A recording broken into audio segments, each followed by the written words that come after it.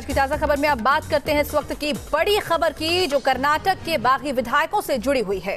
जी हाँ, supreme court का बड़ा फैसला इस पर आया है। सुप्रीम कोर्ट ने ये कहा है कि विधानसभा अध्यक्ष बागी विधायकों को बहुमत परीक्षण के लिए बाध्य नहीं कर सकते हैं। कोर्ट ने कहा है कि स्पीकर बागी विधायकों के इस्तीफे पर फैसला करें। स्पीकर रमेश कुमार ने सुप्रीम कोर्ट के फैसले का स्वागत किया है।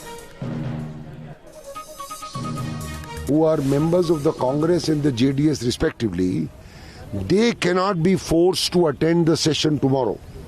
They want to resign. They don't want to continue as MLAs. Therefore, the court has accepted their plea that they cannot be forced against their wish to go to the House. So, if they don't go to the House, the benefit goes to BJP or whatever is a second issue.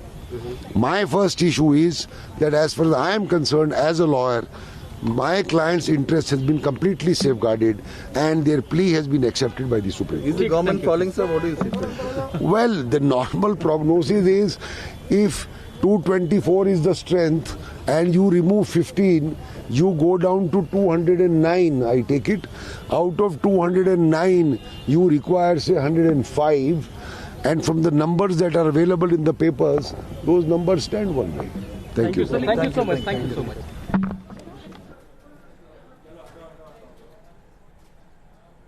तो आप सुन रहे थे यहाँ पर कि lawyer को speaker बागी विधायकों के इस्तीफे पर फैसला करे, ये कोर्ट ने यहाँ पर कहा है। लेकिन उससे ठीक पहले आपको बता दें कि कल कर्नाटक विधानसभा में बहुमत परीक्षण भी होना है, शक्ति परीक्षण भी होना है। उससे ठीक पहले ये जो फैसला है, जाहिर सी बात है कि इसका सीधा असर उस पर पड़ेगा। बिल्कुल, तो बागी विधायकों के इस्तीफे स्वीकार करने के निर्देश देने की मांग को लेकर याचिका दायर की गई थी, जिस पर सुप्रीम कोर्ट ने ये अहम फैसला सुनाया है कि किसी भी तरीके से बाध्य नहीं किया जा सकता।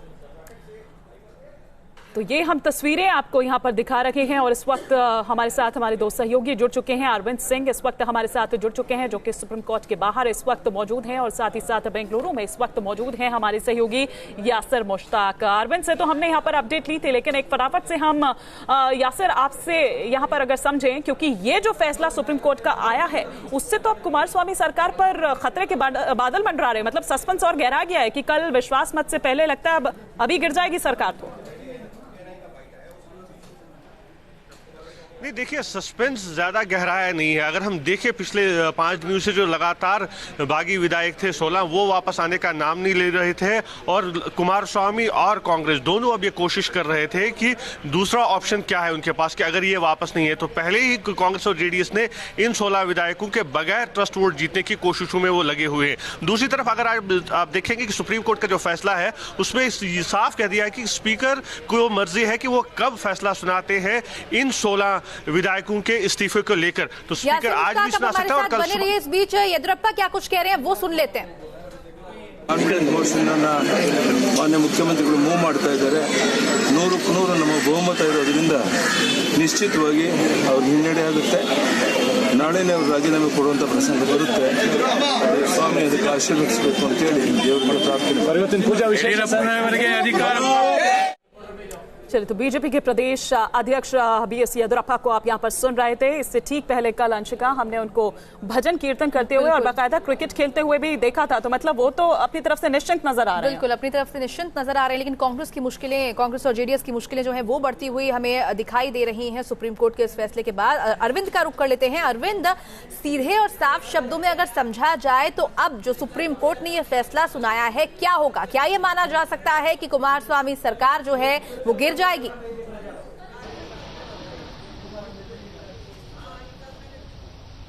बिल्कुल, इस बात की पूरी संभावना है। सुप्रीम कोर्ट का आज का जो आदेश है, अगर उसके मायने समझे जाएं तो कर्नाटक सरकार को एक बड़ा झटका लगा है और बागी विधायकों के लिए एक बड़ी राहत की खबर है। बागी विधायकों की तरफ से कोर्ट में यही कहा गया था कि उनको विधानसभा आने के लिए बाध्य नहीं किया जा सकता। अगर कल बागी विधायक विश्वास मत के दौरान मौजूद रहने के लिए बाध्य होते और वो सरकार के खिलाफ वोट देते, तो ऐसी सूरत में पार्टी विहिप का ये उल्लंघन माना जाता और अयोग्य करार देने की जो कार्रवाई है उसके लिए एक बड़ा आधार ये होता। लेकिन सुप्रीम कोर्ट ने यहां पर बागी विधायकों को छूट दे दी है। अब उनकी पूरी मर्जी पर निर्भर है कि वो विधानसभा आना चाहे या न आना चाहे, वो कल शक्ति परीक्षण की कार्रवाई में शामिल हो या नहीं हो, यह अब पूरी तरीके से बागी विधायकों पर छोड़ दिया गया है। तो इसके मायने साफ होंगे कि अगर कल वो एब्सेंट भी रहते हैं तो ऐसी सूरत में वो उनको बाध्य नहीं किया जा सकता कि वो कल असेंबली के अंदर आए। दूसरी बात यह कि एक बड़ा सवाल जो ये था कि अगर रेजिग्नेशन और डिस्क्वालिफिकेशन दोनों का मामला स्पीकर के सामने पेंडिंग है तो पहले किस पर फैसला लिया जाए। ये सुप्रीम कोर्ट ने पूरी तरीके से स्पीकर के विवेकाधिकार पर छोड़ दिया है और कहा है कि इसमें कोर्ट दखल नहीं देगा।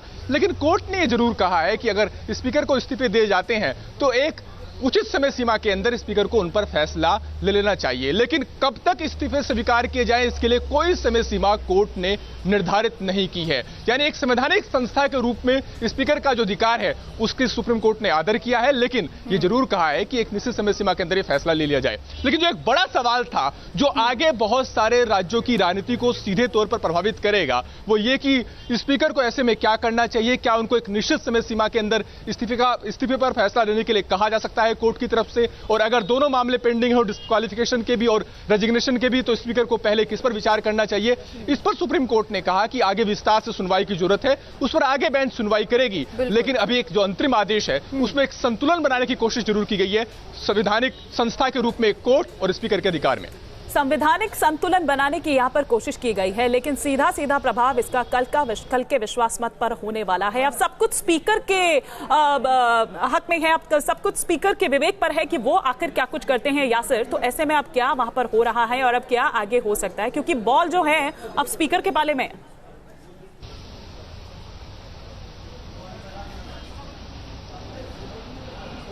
है और वो अपने घर पे ही बात कर रहे थे पत्रकारों से। वहीं अगर हम बात करें कांग्रेस खेमे की तो कांग्रेस के सभी नेता इसी गेस्ट हाउस में थे, आला नेता वो सब यहां से निकल चुके हैं और अपने विधायकों के साथ बैठक करने वाले हैं।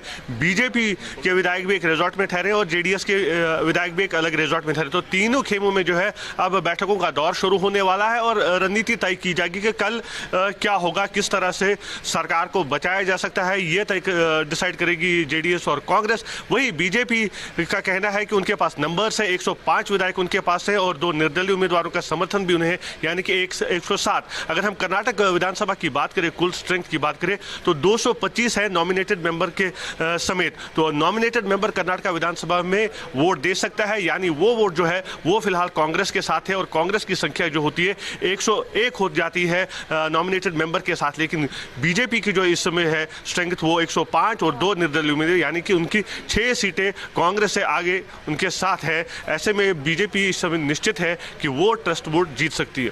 बिल्कुल, यानी कि मौजूदा स्थिति में अगर फ्लोर टेस्ट होता है तो इतना तो तय है कि जेडीएस कांग्रेस की सरकार जो है वो गिर जाएगी और बीजेपी जो है वो यहां पर सरकार बनाती हुई नजर आ रही है। बहुत बहुत शुक्रिया आपका अरविंद और यासिर मुश्ताक हमारे साथ जुड़ने के लिए।